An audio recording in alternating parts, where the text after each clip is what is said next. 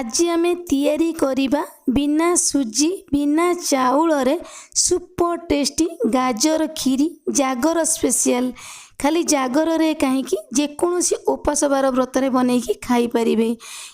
एई खीरी की बनैबा पई हमकु घंटा घंटा समय लागिबोनी, अति सहज रे बनिबो आ खाइबा पई एते टेस्टी लागिबो जे थरुटिए बनैले आपण माने बारंबार बनैबा पई इच्छा करिवे। नमस्कार, मामा किचन ओडिया को आपण मानकु अनेक अनेक स्वागत। आज रेसिपी पई प्रथमे हमकु गाजर दरकार। एटी मु दुईटी गाजर नहीं जाइछि। आमे कौन करिबा ना ए गाजर चोपा को छोड़े नहीं जिबा, जेमिति आपण मानकु सुविधा हबो गाजर चोपा को बाहर करिबा पई। तो आपण माने सेम प्रोसेस रे गाजर चोपा को बाहर कर नहीं जिबे। तो एई भली भाबरा आमे दुईटा जांक गाजर चोपा को बाहर कर नहीं जिबा। तापर आमे ए गाजर को मझिरु छोटिया छोटिया पीस करके काटी नहीं जिबा, कारण ए गाजर को आमे ग्रेट करिबा। टिके छोटिया छोटिया पीस करके काटी नहीं गले ना भलो भाबरा आमे याको ग्रेट करि परिबा। जदि आपण माने ग्रेट न करिवे ताले गाजर को एकदम छोटिया छोटिया पीस करके काटी नहीं जिबे, किंतु आमे ए गाजर को ग्रेट कर नहीं जिबा। ग्रेट कर नहीं गले कोन हबो ना खीरीटी हमर जल्दी बनिबो। तो एई भली भाबरा आमे सब गाजर को ग्रेट कर नहीं जिबा। एमितिरे भी खीरी तो आपण माने विभिन्न प्रकार बनई थिबे। चाउल देकी आपण माने खीरी बनई थिबे, नल्ले सुजी देकी आपण माने खीरी बनई थिबे, किंतु आज आमे जो खीरीटी बनैबा बिना चाउल बिना सुजी रे बनैबा। ए खीरीटी खाइबा पई एते टेस्टी लागिबो जे छुआ ठारू बड़ समस्त को पसंद आसीबो। तो एपट गोटे कड़ाई मु गरम कर नै जाइतिले, आमे देई दबा गोटे चामच घी, अल्प किछि काजू अल्प किछि किसमिश आमे घी रे देई दबा। गैस रो फ्लेम को मीडियम रखी कि काजू किसमिश के आमे भलो भाबरे टिके भाजी नै जिबा। एबे हमर काजू किसमिश भलो भाबरे भाजी हेई गलानी। गोटे प्लेट को आमे बाहर कर नै जिबा। से सेम घी रे आमे देई दबा ग्रेट करी रखिथिबा गाजर को। तापरे आमे देई दबा आधा छोटो चामच लूण। खीरीटीर टेस्ट भल ही आसीबो। तो एमिति जदि आमे गाजर टिके भाजी की खीरी बनैबा ना, गाजर रो कंचा स्मेलटा पळै जिवो, खीरीटी खाइबा पई अधिक टेस्टी लागिबो। गैस रो फ्लेम को मीडियम रखी कि ए गाजर को आमे किछि समय भाजी नै जिबा।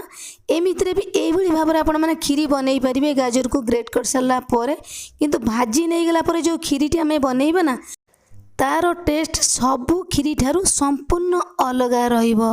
तो एइठी एबे हमर ए गाजरटी भलो भाबरे भाजी हेई गलानी। गोटे प्लेट को आमे बाहर कर नै जिबा। तापरे आमे कोन करिबा ना ए गाजर को आमे किछि समय पई छाड़ीबा। ए गाजरटी हमर भलो भाबरे ठंडा हेई जिवो। तो एइठी एबे हमर ए गाजरटी भलो भाबरे ठंडा हेई गलानी। तापरे आमे कोन करिबा ना ए मिक्सर जार रे भाजी रखिथिबा गाजर को आमे देई दबा।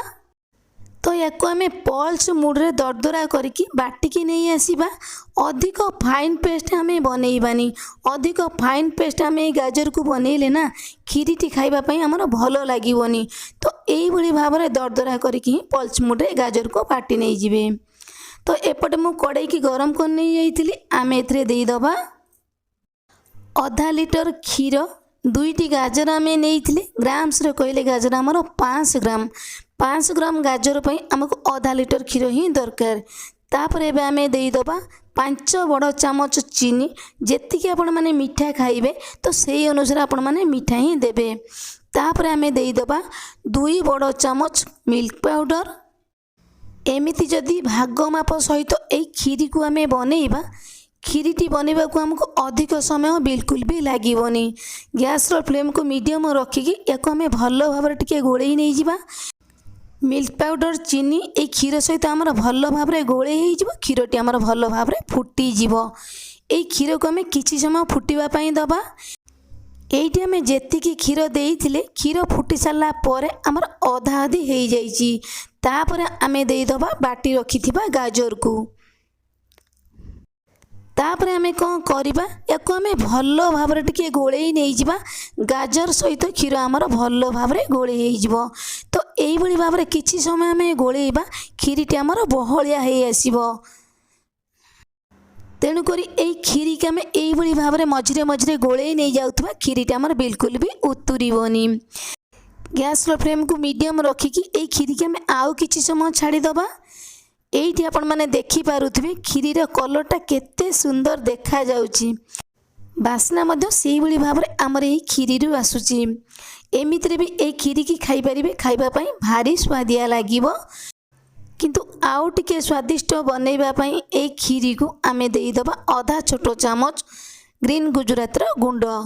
ଭାଜି ରଖିଥିବା କାଜୁ କିସମିସକି ଆମେ ଦେଇଦେବା। ଗ୍ୟାସ୍ର ଫ୍ଲେମ୍କୁ ଏବେ ଆମେ ଅଫ୍ କରି ନେଇଯିବା। ଭଲ ଭାବରେ ଏହି କ୍ଷୀରିକି ଆମେ ଟିକେ ଗୋଳେଇ ନେଇଯିବା। କାଜୁ କିସମିସ ସହିତ ଗୁଜୁରାତର ଗୁଣ୍ଡଟା ନା ଭଲ ଭାବରେ ଟିକେ ମିଶିଯିବ। ତାପରେ ଆମେ ଦେଇଦେବା ଅଧା ଚାମଚ ଘିଅ। ଘିଅ ଦେଇ ସାରିଲା ପରେ ଏହି କ୍ଷୀରିକୁ ଆମେ ବିଲକୁଲ ବି ଗୋଳେଇବାନି। କ'ଣ କରିବା ନା 5 ମିନିଟ୍ ପାଇଁ ଘୋଡ଼ଣି ଦେଇକି ଏହି କ୍ଷୀରିକି ଆମେ ଛାଡ଼ିଦେବା। 5 ମିନିଟ୍ ପରେ ଏହି କ୍ଷୀରିରୁ ଆମେ ଘୋଡ଼ଣିକି ବାହାର କରି ନେଇଯିବା। କ୍ଷୀରିଟି ଆମର ଦେଖିବା ପାଇଁ କେତେ ସୁନ୍ଦର ଦେଖାଯାଉଛି। ଏମିତିରେ ବି ଏହି କ୍ଷୀରିକୁ ବନେଇବା ପାଇଁ ଆମକୁ ଘଣ୍ଟା ଘଣ୍ଟା ସମୟ ଲାଗିବନି କି ଏଥିରେ ଆମକୁ ସୁଜି ଚାଉଳର ଦରକାର ପଡ଼ିବନି।